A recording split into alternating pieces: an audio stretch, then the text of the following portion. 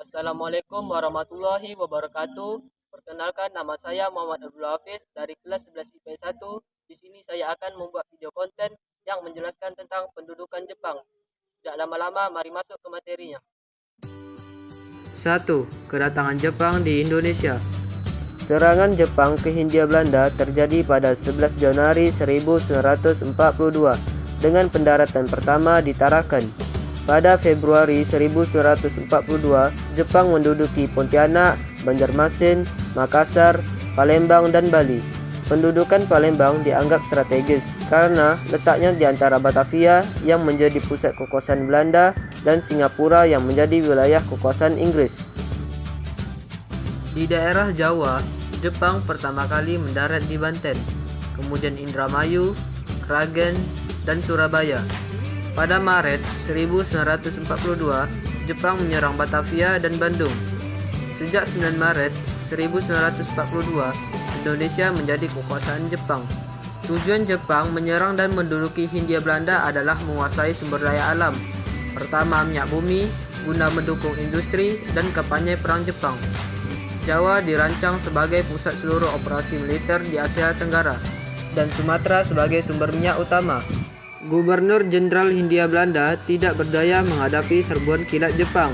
Belanda pun menyerah tanpa syarat di Kalijati, Subang, Jawa Barat pada 8 Maret.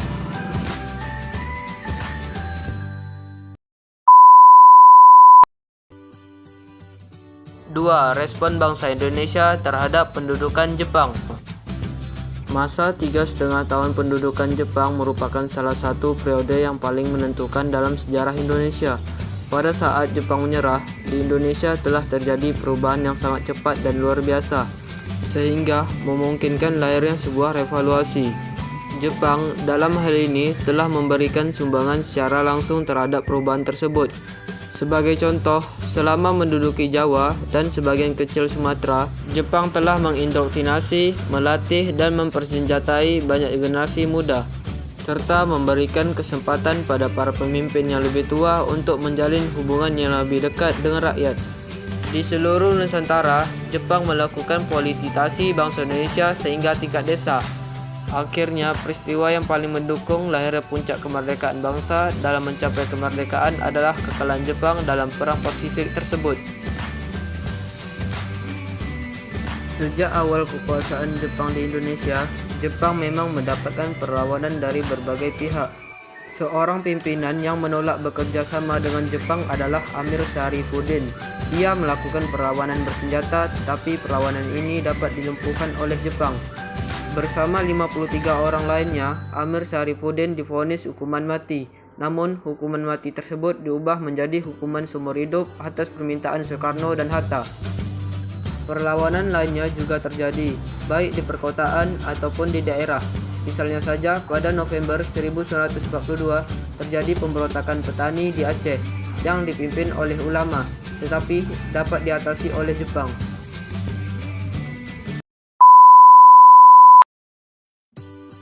3. Proses menuju Indonesia merdeka. Sejak menyerahnya Jepang tanpa syarat kepada sekutu pada 15 Agustus 1945, berarti kekuasaan Jepang atas Indonesia berakhir. Sambil menunggu kedatangan sekutu ke Indonesia untuk melakukan penerimaan penyerahan kekuasaan, Jepang diperintahkan untuk mempertahankan keadaan politik di Indonesia.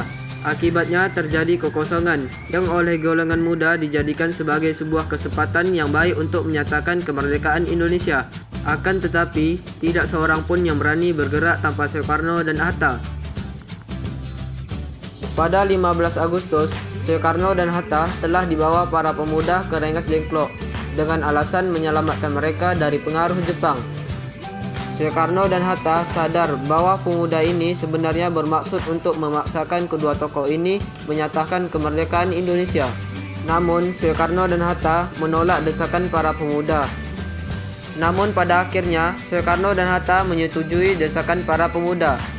Selanjutnya, Ahmad Subarjo datang dan berhasil membawa mereka ke Jakarta, dan langsung membawa mereka ke rumah Laksamana untuk dirumuskan sebuah naskah pernyataan kemerdekaan. Dalam upacara singkat, sangsaka merah putih dikibarkan dan berkumandang lagu kebangsaan Indonesia Raya.